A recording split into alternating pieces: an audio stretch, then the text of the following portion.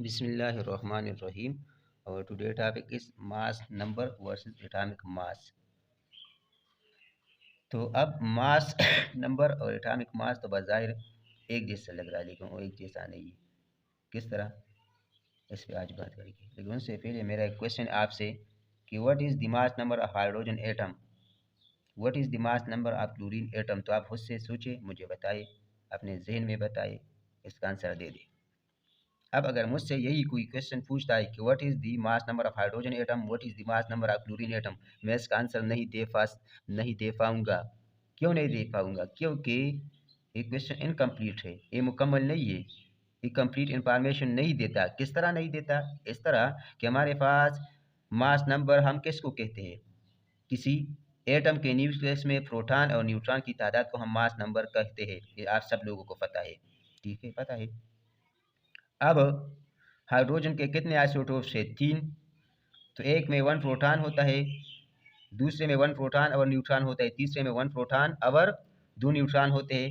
तो इसमें तो 1 प्रोटॉन है, तो फिर तो मास नंबर 1 हुआ। इसमें 2 न्यूक्लियन है, प्रोटॉन न्यूट्रॉन, फिर 2 हुआ। इसमें 3 न्यूक्लियन है, तो फिर 3 हुआ। तो आया मैं 3 आंसर दे सकूँगा? नहीं। अगर आपने इसका एक आंसर बताया कि 1 है, तो फिर आप रॉन्ग हो। अगर क्लोरीन का आपने यह बताया कि 35 है या 37 है, तो आप कौन सा बताओगे?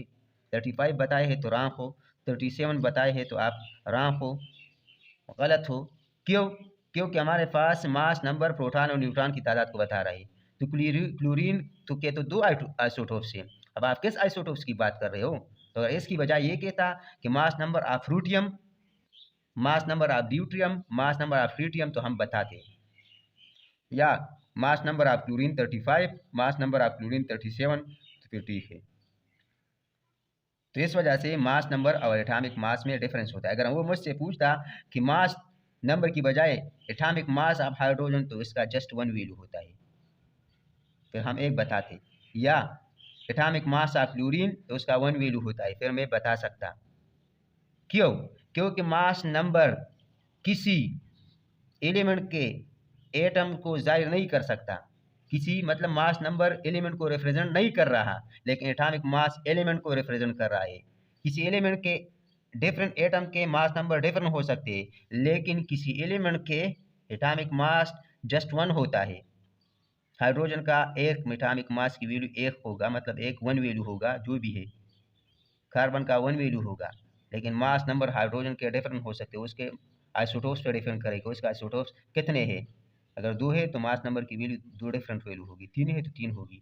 तो कंफ्यूज होने की ज़रूरत नहीं है। इंशाल्लाह आज इस वीडियो में आपकी कंफ्यूजन दूर हो जाएगी। तो अब सबसे पहले मास नंबर यूनिट क्या है? तो इसका यूनिट नहीं है। क्यों नहीं है?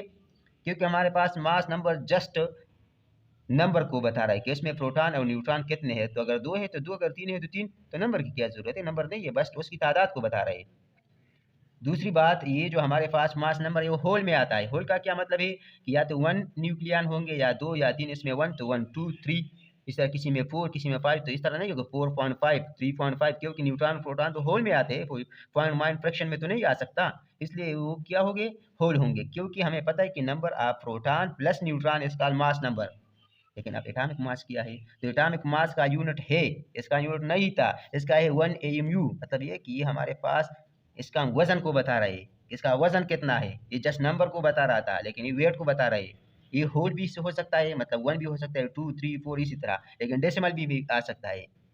13.5 हो, 16.5 हो, 35.5।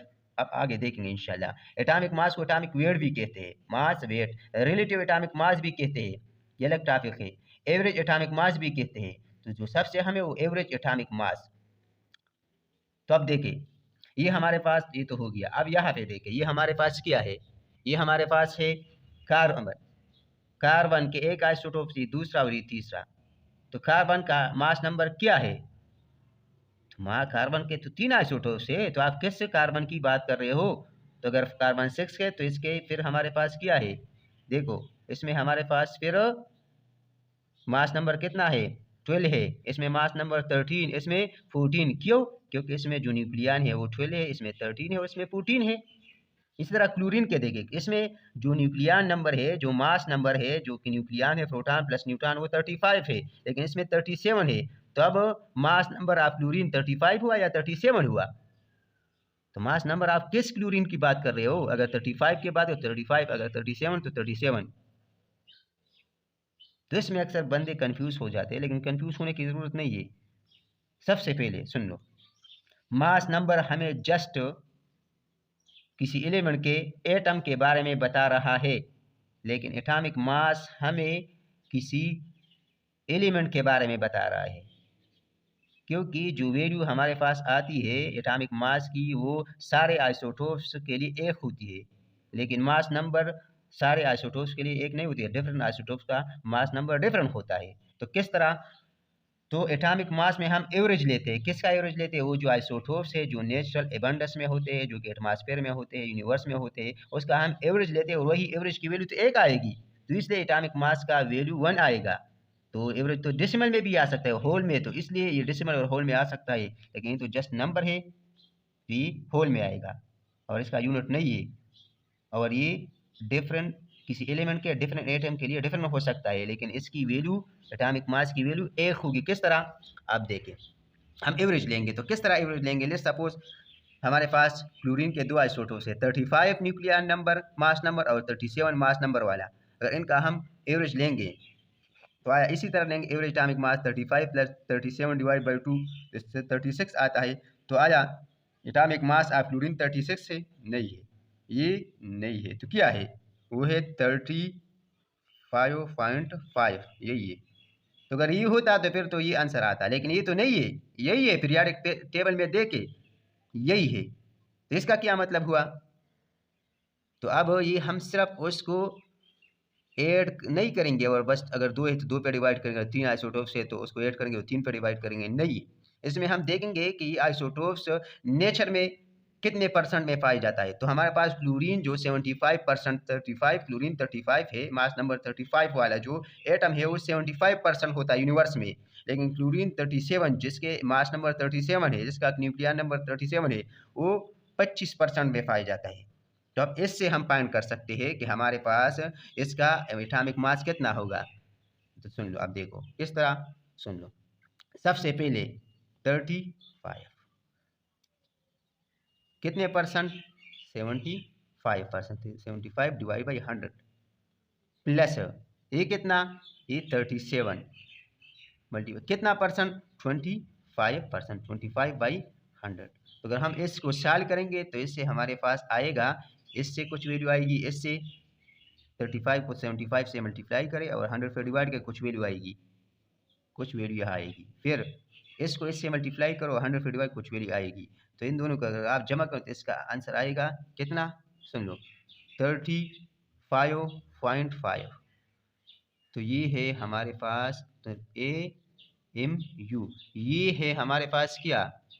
Atomic mass. ये क्या है? हमारे पास है एटॉमिक मास।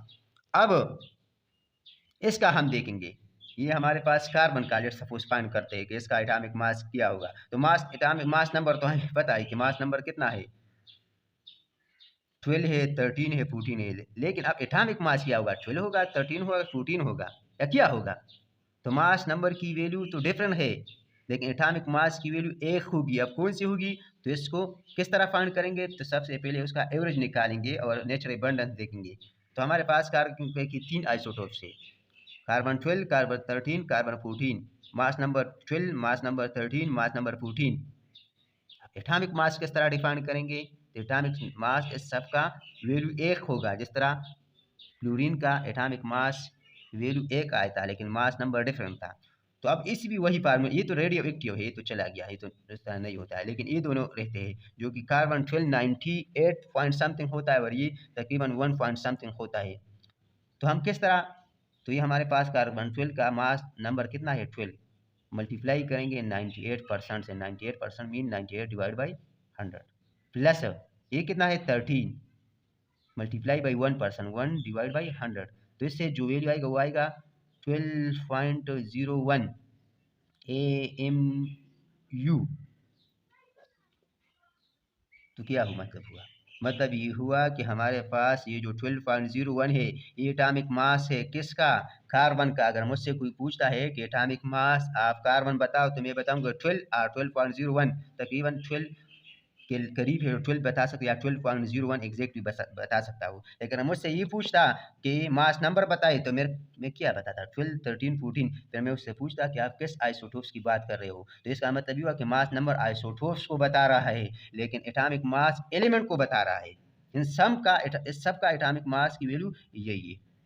अगर आप फिर यार एक टेबल में देखें, गौर से देख ले, तो इसमें हमारे पास ये ऊपर एटॉमिक नंबर है 1 प्रोटॉन, 6 प्रोटॉन, 17 प्रोटॉन। लेकिन अगर नीचे देखें तो ये हमारे पास मास नंबर नहीं है, ये एटॉमिक मास है। क्या है, एटॉमिक मास है। अगर मास नंबर होता तो फिर तो 1, 12, 35 और 37, लेकिन ये उसका एवरेज निकाला है। क्या निकाला है, एवरेज। इसका क्या निकाला है, एवरेज। इसका क्या निकाला है, एवरेज। और यही एवरेज जो है ये हमारे पास क्या है, एटॉमिक मास। तो यहाँ हाइड्रोजन, कार्बन, क्लोरीन लिखा है तो ये तो एलिमेंट है। अब इससे ये पता नहीं चलता कि ये किस इसमें आइसोटोप्स क्या है, कितने हैं, कौन सा आइसोटोप्स है, नहीं। बस कार्बन का एटॉमिक मास कितना है, 12.01, क्लोरीन का 35.5, हाइड्रोजन का 1.008। लेकिन मास नंबर इनके डिफरेंट हो सकते हैं क्योंकि इसके आइसोटोप्स डिफरेंट है। तो उम्मीद करता हूँ ये वीडियो आपको पसंद आई होगी। अगर वीडियो आपको पसंद आई है तो चैनल को सब्सक्राइब करें और बेल आइकन दबाएं ताकि मेरी हर नई आने वाली वीडियो आप तक बर वक्त पहुँच सके।